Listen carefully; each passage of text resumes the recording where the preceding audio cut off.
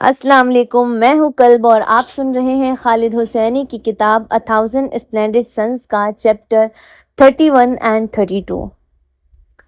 دن کے وقت وہ لڑکی چرمراتے ہوئے بیڈ اسپرنگ یا اوپر قدموں کی آہٹ سے زیادہ کچھ نہیں تھی۔ وہ باتھ روم میں پانی کے چھپکنے یا اوپر بیڈ روم میں شیشے سے ٹکراتی ہوئی چمچ کی آواز تھی۔ کبھی کبھار وہ نظر آ جاتی، مریم کی نظر کے کنارے اڑتے ہوئے لباس کا ایک دھندلا سا سایہ جو سیڑھیوں پر تیزی سے چڑھتا، بازو سینے پر بندھے ہوئے اور سینڈل ایڑیوں سے ٹکراتے ہوئے۔ لیکن یہ ناگزیر تھا کہ ان کے آمنا سامنا نہ ہو۔ مریم لڑکی کے پاس سے سیڑھیوں پر تنگ راہداری میں، کچن میں یا دروازے کے پاس گزرتی جب وہ شہن سے اندر آ رہی ہوتی۔ جب وہ اس طرح ملتے تو ان کے درمیان ایک عجیب سی کشیدگی آ جاتی۔ لڑکی اپنی اسکرٹ سمیٹتی اور معذرت کا ایک یا دو لفظ بنتی، اور جیسے ہی وہ تیزی سے گزرتی، مریم ترچھی نظر سے دیکھتی اور اس کی شرماتی ہوئی جھلک پکڑ لیتی۔ کبھی کبھی وہ اس پر رشید کی مہک محسوس کر سکتی تھی۔ وہ لڑکی کی جلد پر اس کے پسینے، اس کے تمباکو، اس کی بھوک کی بو سونگھ سکتی تھی۔ جنسی تعلقات خوش قسمتی سے اس کی اپنی زندگی میں ایک بند باب تھا۔ رشید نے کہا کہ وہ ایک خاندان تھے۔ اس نے اصرار کیا کہ وہ ہیں اور خاندان کو اکٹھے کھانا کھانا چاہیے۔ یہ کیا ہے؟ اس نے کہا۔ اس کی انگلیاں ہڈی سے گوشت اتار رہی تھی۔ چمچ اور کانٹے کا ناٹک لڑکی سے شادی کے ایک ہفتے بعد ہی چھوڑ دیا گیا تھا۔ کیا میں نے 2 مجسموں سے شادی کی ہے؟ جاؤ مریم، گیب بزان، اس سے کچھ کہو۔ تمہارے آداب کہاں ہے؟ ہڈی سے گودا چوستے ہوئے اس نے لڑکی سے کہا۔ لیکن تمہیں اسے الزام نہیں دینا چاہیے۔ یہ خاموش ہے، ایک رحمت واقعی، کیونکہ واللہ اگر کسی شخص کے پاس کہنے کو زیادہ کچھ نہ ہو تو اسے الفاظ میں کنجوس ہونا چاہیے۔ ہم شہری لوگ ہیں، تم اور میں، لیکن یہ دیہاتی ہے، ایک گاؤں کی لڑکی۔ گاؤں کی لڑکی بھی نہیں، یہ گاؤں کے باہر مٹی کے بنے ہوئے کولبا میں بڑی ہوئی۔ اس کے باپ نے اسے وہاں رکھا تھا۔ کیا تم نے اسے بتایا نہیں مریم؟ کیا تم نے اسے بتایا ہے کہ تم ایک حرامی ہو؟ خیر، یہ ہے، لیکن یہ خوبیوں کے بغیر نہیں ہے۔ تمام باتوں کو مد نظر رکھتے ہوئے تم خود دیکھ لو گی لیلا جان، یہ مضبوط ہے۔ ایک بات تو یہ ایک اچھی کام کرنے والی اور بغیر کسی دکھاوے کے۔ میں اسے اس طرح کہوں گا کہ اگر یہ ایک گاڑی ہوتی تو یہ ایک وولگا ہوتی۔ مریم اب 33 سال کی عورت تھی، لیکن اس لفظ حرامی میں ابھی بھی چبھن تھی۔ اسے سن کر ابھی بھی اسے لگتا تھا کہ وہ ایک کیڑا ہے، ایک کاکروچ۔ اسے یاد آیا نانا اس کی کلائیاں کھینچ رہی تھی۔ تم ایک بدحواس چھوٹی حرامی ہو۔ یہ میرے ہر اس دکھ کا انعام ہے جو میں نے برداشت کیا۔ ایک خاندانی ورثہ توڑنے والی بدحواس چھوٹی حرامی۔ تم، رشید نے لڑکی سے کہا، تم دوسری طرف ایک بینز ہوگی، ایک بالکل نئی فرسٹ کلاس چمکتی ہوئی بینز۔ واہ واہ، لیکن اس نے ایک چکنی شہادت کی انگلی اٹھائی۔ ایک بینز کے ساتھ احتیاط کرنی پڑتی ہے، اس کی خوبصورتی اور دستکاری کے احترام کے طور پر، سمجھی؟ اوہ، تم سوچ رہی ہوگی کہ میں پاگل ہوں، دیوانہ، گاڑیوں کی اس سب باتوں کے ساتھ۔ میں یہ نہیں کہہ رہا کہ تم گاڑیاں ہو، میں صرف ایک بات سمجھا رہا ہوں۔ اس کے بعد جو آیا، اس کے لیے رشید نے چاول کے لڈو جو اس نے بنائے تھے واپس پلیٹ میں رکھ دیے۔ اس کے ہاتھ فارغ اس کے کھانے پر جھولنے لگے جب اس نے سنجیدہ سوچ میں ڈوبے ہوئے تاثرات کے ساتھ نیچے دیکھا۔ کسی کو مردوں کے بارے میں برا نہیں کہنا چاہیے، شہید کے بارے میں تو بالکل بھی نہیں، اور میں یہ کہتے ہوئے کوئی بے ادبی نہیں کرنا چاہتا۔ میں چاہتا ہوں کہ تم یہ جانو، لیکن میرے کچھ تحفظات ہیں۔ جس طرح تمہارے والدین، اللہ انہیں معاف کرے اور جنت میں جگہ دے، ان کی تمہارے ساتھ نرمی پر مجھے افسوس ہے۔ وہ ٹھنڈی نفرت بھری نظر جو لڑکی نے اس پر رشید پر ڈالی، مریم سے چھپ نہ سکی، لیکن وہ نیچے دیکھ رہا تھا اور اس نے دھیان نہیں دیا۔ کوئی فرق نہیں پڑتا، بات یہ ہے کہ میں اب تمہارا شوہر ہوں اور یہ مجھ پر واجب ہے کہ نہ صرف تمہاری عزت کی حفاظت کروں بلکہ ہماری بھی، ہاں، ہماری ننگ اور ناموس کی۔ یہ شوہر کا بوجھ ہے، تم یہ فکر مجھ پر چھوڑ دو، مہربانی کر کے۔ जहाँ तक तुम्हारा ताल्लुक है, तुम मलिका हो और ये घर तुम्हारा महल है। तुम्हें जो भी काम करवाना हो तुम मरियम से कहो और वो तुम्हारे लिए करेगी, है ना मरियम? और अगर तुम्हें कुछ पसंद आए मैं तुम्हारे लिए ला दूंगा। तुम देखो मैं इस किस्म का शौहर हूँ। इसके बदले में जो मैं मांगता हूँ, खैर ये एक आसान सी बात है। मैं यही मांगता हूँ कि तुम मेरी मौजूदगी के बगैर इस घर से निकलने से गुरेज करो, बस इतना ही। आसान है ना? अगर मैं बाहर हूँ और तुम्हें फौरी तौर पर किसी चीज़ की ज़रूरत है, मेरा मतलब है बिल्कुल ज़रूरत है और ये मेरे लिए इंतज़ार नहीं कर सकती, तो तुम मरियम को भेज सकती हो और वो बाहर जाकर तुम्हारे लिए ले आएगी। तुमने यकीनन एक फ़र्क महसूस किया होगा। खैर कोई वोल्गा और बेंज को एक ही तरह नहीं चलाता, ये बेवकूफ़ी होगी, है ना? ओह, मैं ये भी मांगता हूँ कि जब तुम इकट्ठे बाहर हो तो तुम बुर्का पहनो, तुम्हारी अपनी हिफाजत के लिए फितरी तौर पर। ये बेहतर है। इस शहर में अब इतने ज़्यादा घटिया मर्द हैं, ऐसे गंदे इरादे, यहाँ तक कि एक शादीशुदा औरत की बेइज्जती करने के लिए बेताब। तो बस यही है। उसने खांसी की। मुझे कहना चाहिए कि मरियम मेरी आंखें और कान होगी जब मैं बाहर होऊंगा। यहाँ उसने मरियम की तरफ एक तेज नज़र डाली जो कनपट्टी पर एक स्टील की जूती की ठोकर जितनी सख्त थी। ऐसा नहीं है कि मुझे एतबार नहीं है, बिल्कुल इसके उलट। सच्ची बात है, तुम मुझे अपनी उम्र से कहीं ज़्यादा समझदार लगती हो, लेकिन तुम अभी भी एक जवान औरत हो लैला जान, एक दुख्तरे जवान। और जवान औरतें गलत फैसले कर सकती हैं, वो शरारत की तरफ मायल हो सकती हैं। बहरहाल मरियम जवाबदेह होगी और अगर कोई गलती हुई। वो बोलता चला गया। मरियम बैठी अपनी आंख के कोने से लड़की को देखती रही जब रशीद के मुतलाबात और फैसले उन पर ऐसे बरस रहे थे जैसे काबुल पर रॉकेट। एक दिन मरियम लिविंग रूम में रशीद की कुछ शर्टें तह कर रही थी जो उसने सहन में कपड़ों की तार से उतारी थी। उसे नहीं पता था कि लड़की वहां कितनी देर से खड़ी थी, लेकिन जब उसने एक शर्ट उठाई और मुड़ी तो उसने उसे दरवाजे के पास खड़े पाया, हाथों में चाय का ग्लास थामे। मेरा इरादा तुम्हें डराने का नहीं था, लड़की ने कहा। मुझे अफसोस है। मरियम ने सिर्फ उसे देखा। सूरज की रोशनी लड़की के चेहरे पर, उसकी बड़ी सब्ज आंखों और उसकी चिकनी पेशानी पर, उसकी उभरी हुई गालों की हड्डियों और दिलकश घनी भवों पर पड़ती थी, जो मरियम की अपनी पतली और बेनक्श भवों से बिल्कुल मुख्तलिफ थी। उसके पीले बाल, जो इस सुबह बगैर कंघी के थे, दरमियान से चीरे हुए थे। मरियम लड़की के सख्ती से कप पकड़ने के अंदाज में खिंचे हुए कंधों में देख सकती थी कि वो घबराई हुई थी। उसने तसव्वुर किया कि वो बेड पर बैठकर हिम्मत जुटा रही होगी। पत्ते रंग बदल रहे हैं, लड़की ने दोस्ती के अंदाज में कहा। क्या तुमने देखा है? खिजा मेरा पसंदीदा है, मुझे इसकी महक पसंद है जब लोग अपने बागात में पत्ते जलाते हैं। मेरी माँ उन्हें बाहर सबसे ज्यादा पसंद थी। तुम मेरी माँ को जानती थी? असल में नहीं, लड़की ने अपने कान के पीछे हाथ रखा। माफ कीजिएगा, मरियम ने अपनी आवाज ऊंची की। मैंने कहा नहीं, मैं तुम्हारी माँ को नहीं जानती थी। ओह, क्या तुम्हें कुछ चाहिए? मरियम जान, मैं चाहती हूँ उन बातों के बारे में जो उसने उस रात कही। मैं तुमसे इस बारे में बात करना चाह रही थी। मरियम ने बात काटी। हाँ, बराए मेहरबानी, लड़की ने संजीदगी से तकरीबन बेसब्री से कहा। उसने एक कदम आगे बढ़ाया। वो पुरसुकून लग रही थी। बाहर एक चिड़ैया गा रही थी, कोई गाड़ी खींच रहा था। मरियम उसके कब्जों की चरमराहट, उसके लोहे के पन्नियों के उछलने और खड़खड़ाने की आवाज़ सुन सकती थी।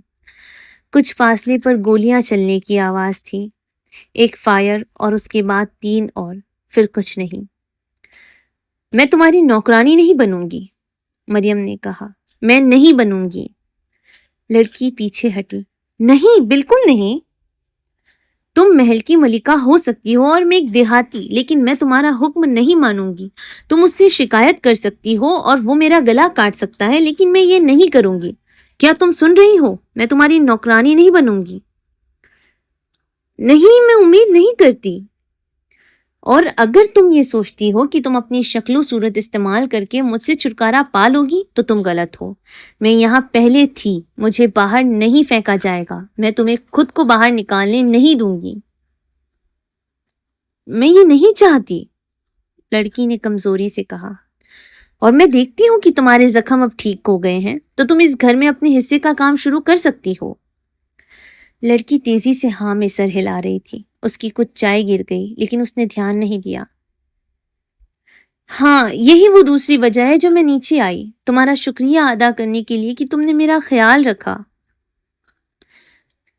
خیر، میں نے نہ رکھا ہوتا، مریم نے چڑھ کر کہا۔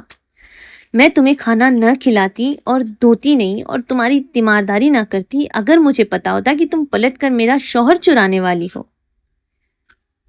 چرانا؟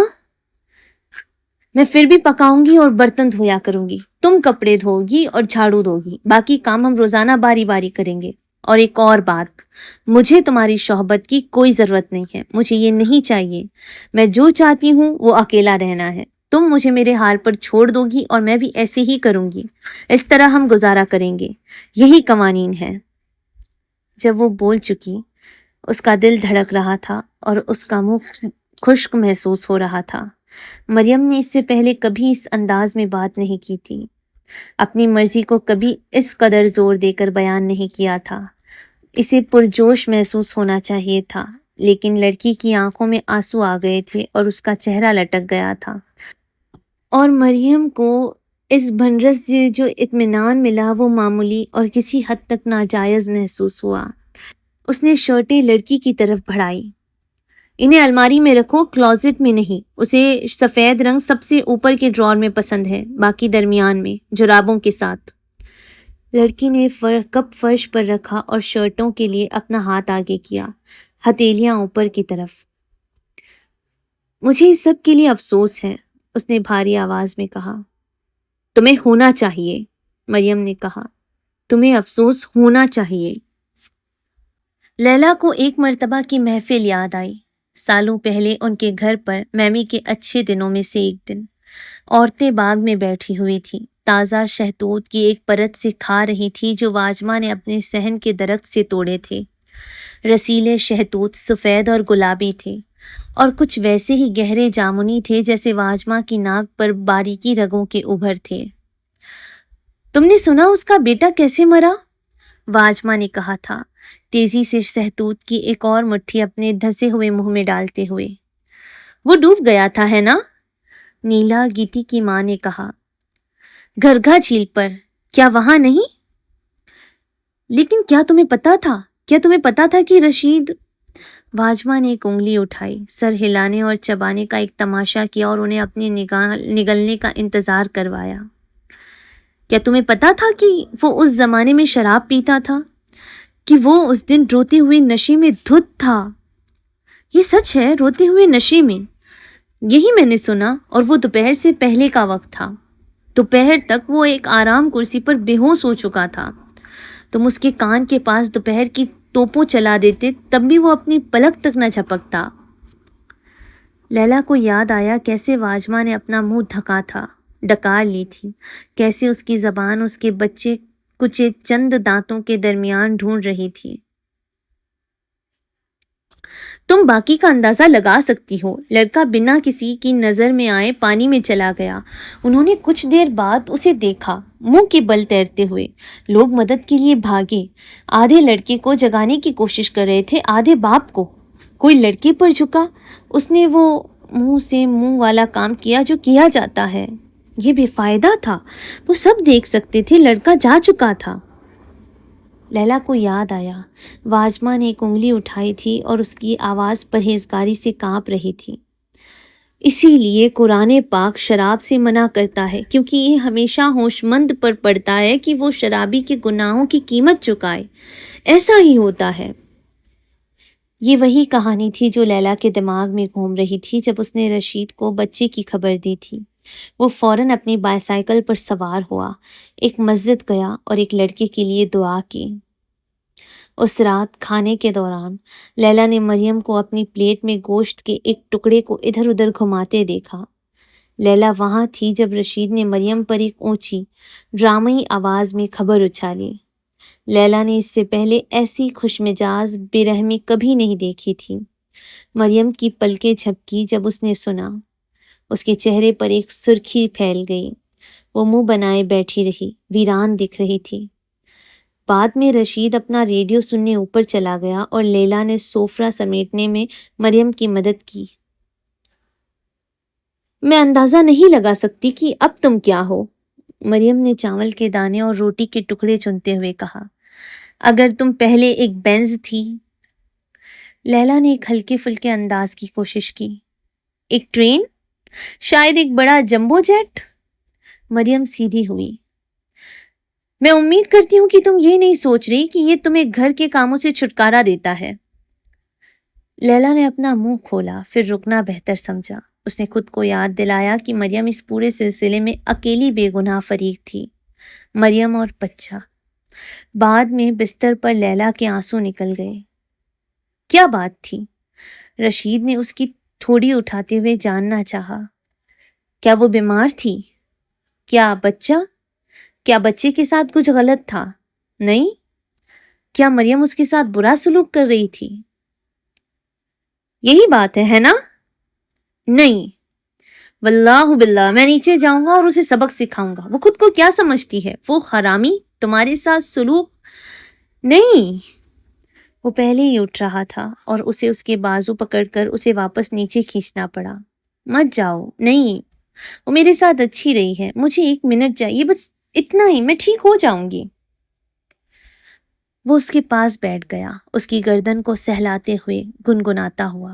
اس کا ہاتھ آہستہ سے اس کی پیٹھ پر نیچے گیا، پھر دوبارہ اوپر آیا۔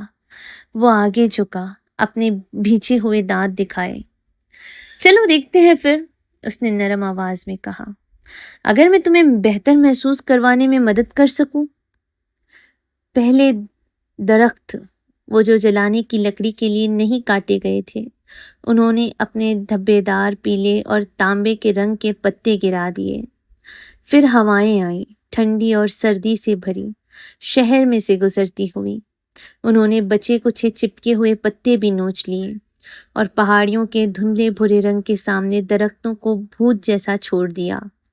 موسم کی پہلی برف باری ہلکی تھی، گالے گرتے ہی پگھل گئے، پھر سڑکیں جم گئی اور چھتوں پر برف کے ڈھیر لگ گئے جو دھند سے جمے ہوئے شیشوں تک آدھے اوپر تک جمے تھے۔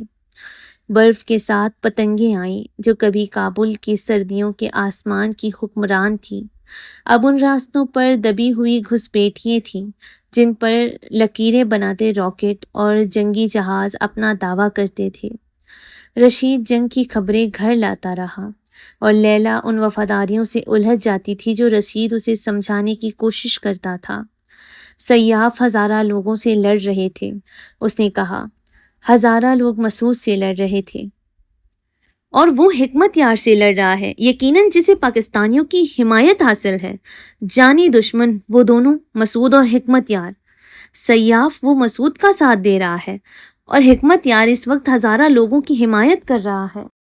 جہاں تک غیر یقینی ازبیک کمانڈر دوستم کا تعلق تھا، رشید نے کہا، کوئی نہیں جانتا تھا کہ وہ کہاں کھڑا ہوگا۔ دوستم نے 1980 کی دہائی میں مجاہدین کے ساتھ مل کر سوویت سے لڑائی لڑی تھی، لیکن جب سوویت چلے گئے تو وہ چھوڑ کر نجیب اللہ کے کمیونسٹ کٹپتلی اقتدار میں شامل ہو گیا تھا۔ اس نے ایک تمغہ بھی جیتا تھا جو خود نجیب اللہ نے پیش کیا تھا، اس سے پہلے کہ وہ ایک بار پھر چھوڑ کر مجاہدین کی طرف واپس آ جائے۔ اس وقت کے لیے رشید نے کہا، دوستم مسعود کی حمایت کر رہا تھا۔ کابل میں، خصوصاً مغربہ کابل میں آگ بھڑکی ہوئی تھی اور برف سے ڈھکی عمارتوں پر کالے دھوئیں کے بادل خمبیوں کی طرح پھیل رہے تھے۔ سفارت خانے بند ہو گئے، اسکول تباہ ہو گئے۔ ہاسپٹل کے انتظار گاہوں میں رشید نے کہا، زخمی خون بہنے کی وجہ سے مر رہے تھے، آپریشن تھیٹرز میں بنا انستھیسیا کے اعضاء کاٹے جا رہے تھے۔ لیکن تم فکر مت کرو، اس نے کہا، تم میرے ساتھ محفوظ ہو، میرے پھول، میرے گل۔ کسی نے تمہیں نقصان پہنچانے کی کوشش کی تو میں ان کا جگر نکال کر انہیں کھلا دوں گا۔ اس سردی میں لیلا جہاں بھی مڑتی، دیواریں اس کا راستہ روکتی تھی۔ وہ شوق سے اپنے بچپن کے کھلے آسمان کے بارے میں سوچتی، بابی کے ساتھ بزکشی کے مقابلوں میں جانے اور میمی کے ساتھ منڈی میں شاپنگ کے دنوں کے بارے میں، گلیوں میں آزاد گھومنے اور گیتی اور حسینہ کے ساتھ لڑکوں کے بارے میں باتیں کرنے کے دنوں کے بارے میں، کسی ندی کے کنارے کلوور کے بستر پر طارق کے ساتھ بیٹھنے، پہیلیاں اور ٹافی بدلنے، سورج کو ڈوبتے دیکھنے کے دنوں کے بارے میں۔ لیکن طارق کے بارے میں سوچنا دھوکا تھا، کیونکہ اس سے پہلے کہ وہ رکتی، اس نے اسے ایک بستر پر لیٹے دیکھا، گھر سے دور، نلیاں اس کے جلے ہوئے جسم کو چھید رہی تھی، اس پٹ کی طرح جو ان دنوں اس کے گلے کو جلاتا رہتا تھا، ایک گہرا سن کر دینے والا غم۔ لیلا کے سینے میں اوپر اٹھتا، اس کی ٹانگیں پانی بن جاتی، اسے کسی چیز کو پکڑنا پڑتا۔ لیلا نے 1992 کی وہ سردی گھر میں جھاڑو دیتے اس بیڈ روم کی کدو کے رنگ جیسی دیواروں کو رگڑتے ہوئے گزاری جو وہ رشید کے ساتھ شیئر کرتی تھی۔ باہر ایک بڑے تانبے کے لگان میں کپڑے دھوتی ہوئی، کبھی کبھی وہ خود کو ایسے دیکھتی جیسے وہ اپنے ہی جسم کے اوپر تیر رہی ہو، خود کو لگان کے کنارے اکڑو بیٹھے دیکھتی، آستین کوہنیوں تک چڑھی ہوئی، گلابی ہاتھ رشید کی ایک بنیان سے صابن کا پانی نچوڑتے ہوئے۔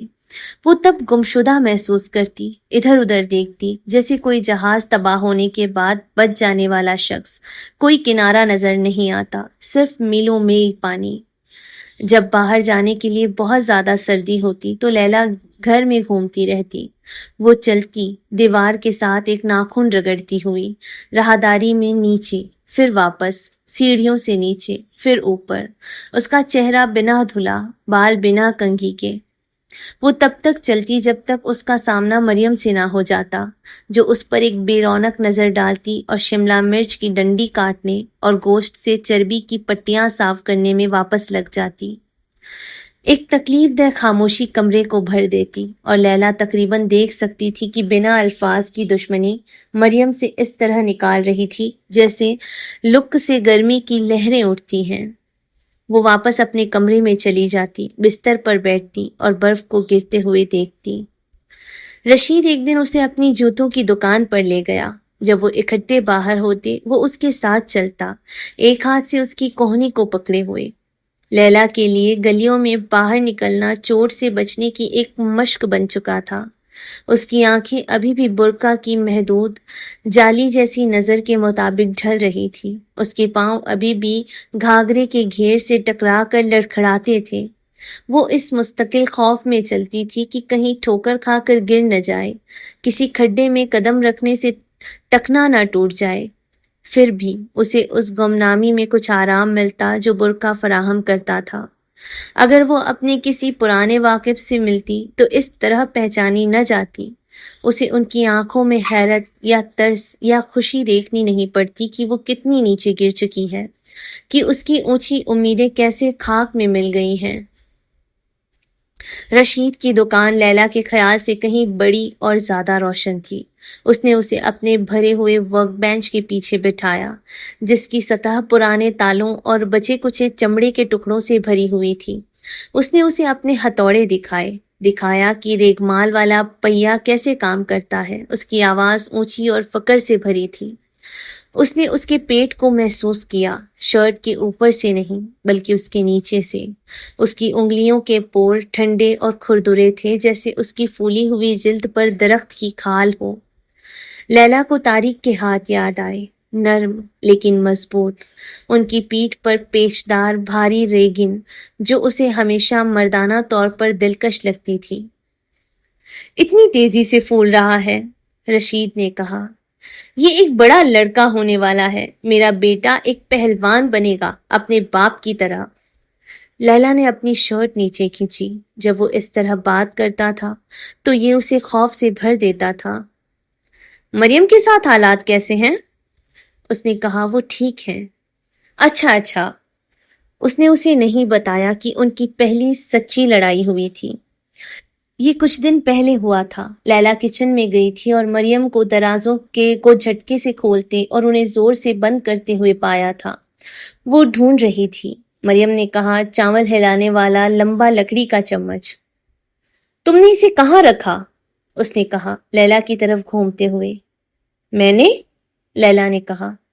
میں نے اسے نہیں لیا، میں مشکل سے یہاں آتی ہوں۔ میں نے دھیان دیا ہے۔ کیا یہ کوئی الزام ہے؟